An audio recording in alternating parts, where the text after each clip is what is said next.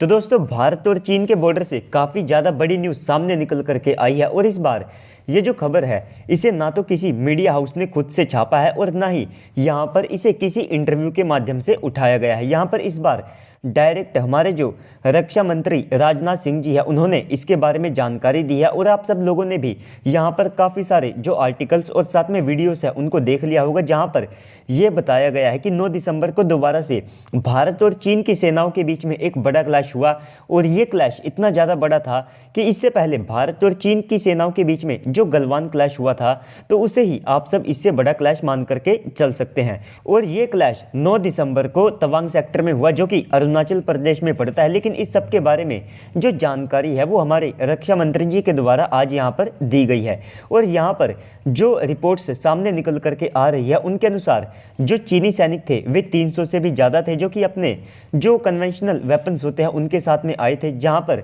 वे डंडों के ऊपर जो कांटेदार तार होती है उसको लपेट करके रखते हैं। लेकिन इस बार भारतीय सेनाएं आप सब कह सकते हैं कि पहले से तैयार थी। मैंने कुछ दिन पहले, कुछ महीनों पहले कम्युनिटी टैब में एक पोस्ट को भी डाला था जहां पर हमारी एक प्राइवेट कंपनी ने खास तौर पर इन्हीं चीनी सैनिकों के लिए अपने जो वेपन्स है उनको तैयार किया था, जिनका इस्तेमाल इस तरह के जो क्लैशेस है उनके अंदर किया जा सकता हो। तो उस समय हमारे जो सैनिक हैं वे यहाँ पर रिपोर्ट्स के अनुसार 50 की संख्या में थे, लेकिन इस सब के बावजूद भी उनको बाद में बैकअप मिला और चीन के 100 से ज़्यादा जो सैनिक हैं वे यहाँ पर बुरी तरह से घायल हुए, जबकि भारत के केवल 20 से लेकर के 25 की संख्या में जो सैनिक हैं वे यहाँ पर घायल हुए थे। लेकिन अब जो रिपोर्ट सामने निकल करके आ रही है उनके अनुसार यहाँ पर लगता है कि टेंशन का जो माहौल है वो अब भी है, क्योंकि अब भारत ने अपने सुखोई, राफेल और S-400 जैसे जो एयर डिफेंस सिस्टम है इनको किसी भी चाइनीज़ एक्टिविटी के खिलाफ यहाँ पर एक्टिव कर दिया है। और इस सब के बाद में जो राफेल फाइटर जेट है वे पहले से तैयार हैं ताकि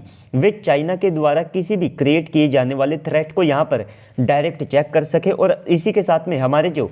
Su-30 MKI फाइटर जेट है तो उनको भी लगातार उड़ाया जा रहा है, क्योंकि चाइना की साइड से उनके जो ड्रोन्स है वे यहाँ पर देखे गए हैं जो कि लगातार शॉर्टेज को कर रहे हैं। तो इसी सब को काउंटर करने के लिए भारतीय वायुसेना काफ़ी ज़्यादा अग्रेसिवली यहाँ पर एक्टिव हो चुकी है और अपने जो फाइटर जेट है उनको लगातार यहाँ पर उड़ाना शुरू कर दिया है। और भारतीय वायुसेना के द्वारा अब एक्टिव पेट्रोल को भी किया जा रहा है और साथ ही साथ ये जो चीनी ड्रोन्स है तो इनको काउंटर करने के लिए हमारे Su-30 MKI और साथ में उस रीजन में हमारे जो एयर डिफेंस सिस्टम है वे पहले से तैयार है। और राफेल के साथ में यहाँ पर हमको चाइना के ऊपर एक अपर हैंड मिलता है। और आप सबको ये भी देखने को मिलेगा कि इस सारी सिचुएशन में इनका जो 5th जनरेशन का फाइटर जेट यानी कि J-20 है तो उसकी जो इन्वॉल्वमेंट है वो आप सबको काफ़ी ज़्यादा कम दिखाई देगी। वहीं पर भारत की साइड से हमारे MiG-29 UPG और साथ में राफेल और Su-30 MKI की जो इन्वॉल्वमेंट है वो आप सबको काफ़ी ज़्यादा बड़े स्केल के ऊपर दिखाई देगी। तो कुल मिलाकर के आप सब कह सकते हैं कि इस बार भारतीय सेनाएं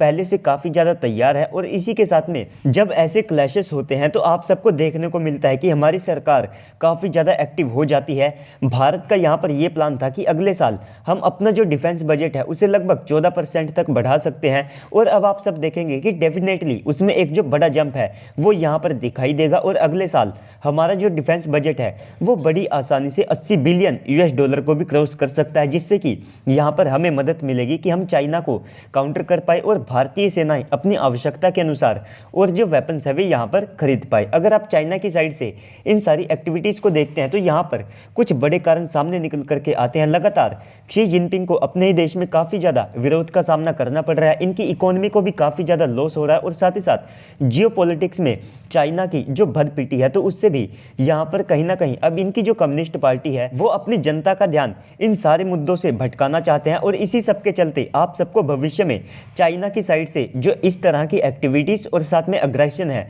वो और ज़्यादा देखने को मिल सकता है, जहाँ पर ये डायरेक्टली जापान और साथ में जो ताइवान जैसे कंट्रीज़ है इनको टारगेट कर सकते हैं। और भारत के खिलाफ यहाँ पर काफ़ी ज़्यादा जो अग्रेशन है वो चाइना की साइड से दिखाया जा सकता है। लेकिन इस सारी कंडीशन में भारतीय सेनाएं और भारत अब की बार पहले से तैयार है और अब भारत की साइड से भी आप सबको जो बड़े एक्शंस है वे चाइना के खिलाफ भविष्य में देखने को मिल सकते हैं। तो दोस्तों ओवरऑल इस सब के ऊपर अब आप सबको क्या लगता है कमेंट सेक्शन में बताइएगा। साथ ही साथ अगर आपको वीडियो अच्छी लगी है तो वीडियो को लाइक कर दीजिएगा। साथ में चैनल के ऊपर पहली बार आए हैं तो प्लीज़ से चैनल को भी सब्सक्राइब कर दीजिएगा। तो चलिए दोस्तों आज की इस वीडियो में इतना ही, मिलते हैं अगली वीडियो में, तब तक के लिए गुड बाय, जय हिंद।